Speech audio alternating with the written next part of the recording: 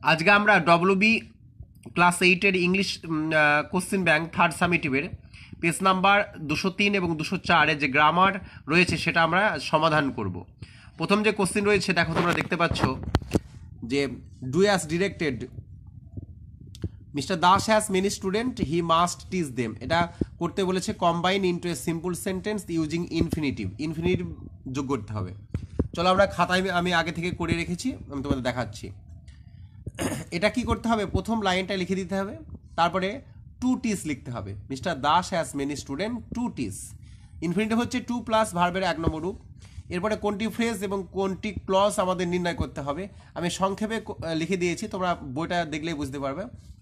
ব্যাপার হচ্ছে এই ফ্রেজ কখনো কিন্তু দ্যাট, হু, হুইস এসব দিয়ে শুরু হয় না। দ্যাট, হু, হুইস, হোয়েন এসব দিয়ে কিন্তু ক্লজ শুরু হয়, এটা নাউন ক্লজ। আর ফ্রেজ কিন্তু টু দিয়ে শুরু হতে পারে, মানে প্রিপোজিশন দিয়ে ফ্রেজ শুরু হতে পারে। ঠিক আছে, শুধু এটা মনে রাখবা যে ক্লজ কখনো এই প্রিপোজিশন দিয়ে শুরু হয় না, ব্যাস। তাহলে এটা নাউন ফ্রেজ কেন? এটা হচ্ছে এই ভার্বকে কি দিয়ে প্রশ্ন করে উত্তর পাওয়া গিয়েছে, তাই এটা নাউন ফ্রেজ। কি এক্সপেক্ট করে? To get a prize. হ্যাঁ, তো নাউন ফ্রেজ বের করার উপায়টা আমি বলে দিলাম। ভার্বকে কি দিয়ে প্রশ্ন করতে হবে, যে উত্তরটা পাওয়া যাবে সেটা হচ্ছে নাউন ফ্রেজ। ঠিক আছে, আর একবার বলছি, এই ক্লজ কিন্তু দ্যাট, হু, হুইস, হোয়াট, হোয়েন, ইফ এসব দিয়ে শুরু হয়। ঠিক আছে, এটা নাউন ক্লজ। তাহলে আমাদের জানা গেল ফ্রেজ এবং ক্লজ। তারপরে বলেছে hunting tiger is not allowed in our country. Identify the non finite verb. Non finite verb হচ্ছে অকর্মক ক্রিয়া, এটা হচ্ছে হান্টিং টাইগার, এটা হচ্ছে অকর্মক ক্রিয়া। তো এটা আমাদের নির্ণয় করতে হবে, এবং স্টেট মানে এর প্রকারভেদটা বলতে হবে, এটা কোন প্রকারের। এটা তিন প্রকারের হয় নন ফাইনাইট ভার্ব, জিরান্ড, ইনফিনিটিভ এবং পার্টিসিপল। তো এটা হবে পার্টিসিপল। ঠিক আছে, তারপরে লেখা রয়েছে দে হ্যাড বিন প্লেয়িং। আচ্ছা, আগে প্রশ্নটা বলি। দে ব্যাকেটে ছিল play in the field for an hour before mother called them.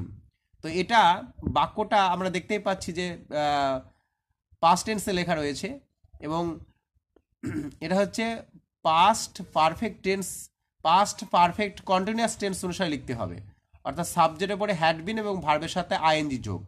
They had been playing in the field, তারা মাঠে খেলা করছিল, ফর অ্যান আওয়ার 1 ঘন্টা ধরে, বিফোর মাদার কল দেম, মা ডাকার আগে, মা ডাকার 1 ঘন্টা আগে তারা খেলা করছিল। এরপরে রয়েছে উই ড্যাশ ওবে আওয়ার এল্ডার্স। এটা দেখবা লেখা রয়েছে অ্যাপ্রোপ্রিয়েট মডেল ভার্ব দিয়ে পূরণ করতে বলেছে। তো উই শুড হবে আমাদের উচিত, উই শুড ওবে আওয়ার এল্ডার্স, আমাদের বড়দের ওবে করা মানে মান্য করা উচিত।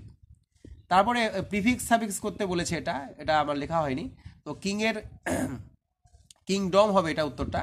Ashoka ruled over a vast kingdom. Vast মানে বৃহৎ বা বড়, কিংডম মানে রাজত্ব। ঠিক আছে, তো এখানে লেখা রয়েছে, দেখো আমি দেখিয়ে দিচ্ছি। Use a appropriate suffix or prefix with the word given in bracket in to fill in the blanks. কিংটা কিংডম হবে। ঠিক আছে, এটা সাফিক্স যোগ করলাম আমরা। তারপরে I shall write a letter, change the voice, এটা ভয়েস চেঞ্জ করতে বলেছে। তো আমরা ভয়েস চেঞ্জটা চলো খাতায় দেখছি।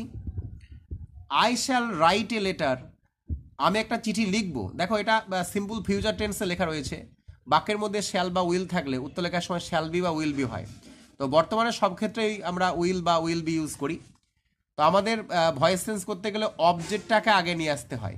এ লেটার উইল বি, আর মূল যে ভার্ব রয়েছে তার 3 নম্বর রূপ লিখতে হয়। A letter will be written by me. ঠিক আছে, তোমরা সকলেই জানো কম বেশি ভয়েস চেঞ্জের নিয়ম।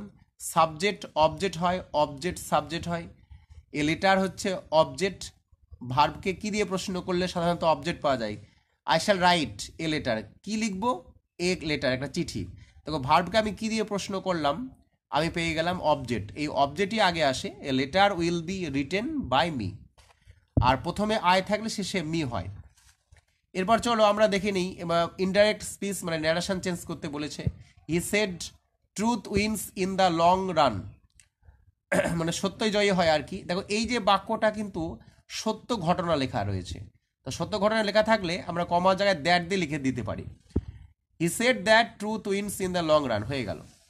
এরপর রয়েছে it was unfortunate that you were absent. Underline the clause and state its kind, মানে ক্লজের তলায় দাগ দিতে হবে এবং এর প্রকারভেদটা লিখতে হবে। আমি আগেই বলেছি দ্যাট দিয়ে কিন্তু নাউন ক্লজ শুরু হয়। আর একটা জিনিস আমি ছাত্রছাত্রীরা বুঝতে পারে না যে ক্লজ কোথা থেকে শুরু হবে, কিভাবে শুরু হবে, সেটা অনেকে বোঝে না। তো ইট ওয়াজ আনফর্চুনেট, এটা হচ্ছে মেন ক্লজ। মেন ক্লজের কিন্তু একা একা বসতে পারে। ইট ওয়াজ আনফর্চুনেট তুমি কিন্তু এই লাইনটা একা একা লিখতে পারবা, কিন্তু এই যে অংশটুকু যেটা দ্যাট বা হু, হুইস, হোয়াট এইসব দিয়ে শুরু হয়, সেটা কিন্তু একা একা বসে না। তো প্রথমে ক্লজ আমি নির্ণয় করব কিভাবে, তলায় দাগ দেবো কিভাবে? ক্লজ নির্ণয় করার কৌশল হচ্ছে, দেখবে দ্যাট, হু, হুইস, ইফ এসব দিয়ে শুরু হবে, লিঙ্কার দিয়ে শুরু হবে, ঠিক আছে? তো এখানে দ্যাট ইউ আর অ্যাবসেন্ট এটা হচ্ছে ক্লজ, এটা হচ্ছে নাউন ক্লজ। এরপর রয়েছে write down which word is noun and which is a verb. Advice হচ্ছে পরামর্শ দেওয়া, দেওয়া একটা কাজ করা, এটা হচ্ছে ভার্ব। অ্যাডভাইস হচ্ছে পরামর্শ, এটা হচ্ছে নাউন। এরপর রয়েছে the farmer lived in A straw house, মানে খড়ের বাড়িতে ফার্মার বাস করত। Convert the adjective into an adjective phrase and rewrite the sentence, মানে বাক্যটাকে আবার পুনরায় লিখতে বলেছে অ্যাডজেক্টিভ ফ্রেজ ইউজ করে। তো অ্যাডজেক্টিভ হচ্ছে এখানে স্ট্র হাউস, এটা আমরা করব।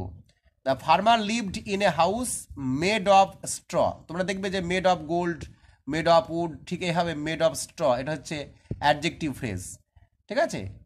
The farmer lived in a house made of straw.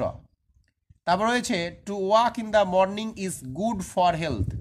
Two walk in the morning is good for health, এটা কি বলেছে? Underline and identify the type of phrase. আচ্ছা, to walk in the morning এটা হচ্ছে phrase, এটা হচ্ছে noun phrase. কেন? ভার্বকে কী দিয়ে প্রশ্ন করো, কি ভালো স্বাস্থ্যের জন্য, গুড হচ্ছে ভালো। আচ্ছা আচ্ছা, এখানে ইজ হচ্ছে ভার্ব, সাহায্যকারী ভার্ব, এটাকে প্রশ্ন করি কি হয় ভালো, ফর হেলথ, স্বাস্থ্যের জন্য। আমি আগেই বলেছি নাউন ফ্রেজ চেনার উপায়, ভার্বকে কী দিয়ে প্রশ্ন করবে, কি ভালো, হাঁটা, সকালবেলায় হাঁটায়, তাহলে এটা হচ্ছে নাউন ফ্রেজ। ভার্বকে কী দিয়ে প্রশ্ন করবে, নাউন ফ্রেজ পেয়ে যাবে। এরপরে যেটা রয়েছে সেটা আমি করাচ্ছি, সেটা হচ্ছে প্রিপোজিশন রয়েছে। fill in the blanks with appropriate preposition. he died of fever বা he died of কলেরা বা ক্যান্সার, এরকম হয়, ঠিক আছে? অফ বসে। হি সিভার্স উইথ ফেভার হবে, কেউ কোনো মানে রোগে অসুস্থ, সেক্ষেত্রে উইথ ফিভার হবে। পিপুল আর ডাইং ফ্রম হাঙ্গার, ঠিক আছে? তো এই ছিল আজকের ইংলিশ গ্রামার। ইংলিশ গ্রামার তোমাদের যদি ইংলিশ গ্রামার তোমরা যদি শিখতে চাও, তাহলে আমার চ্যানেল লার্ন উইথ সুবিনয় এ ভিজিট করো। অবশ্যই সহজ করে টেন্স, ন্যারেশন, ভয়েস সেন্স এসব করা রয়েছে, তোমরা দেখতে পারো। ক্লজ, ফ্রেজ সবই করা রয়েছে, তোমরা দেখতে পারো। যদি ভালো লাগে ভিডিও লাইক, শেয়ার এবং কমেন্ট করবে এবং আমার পাশে থাকবে।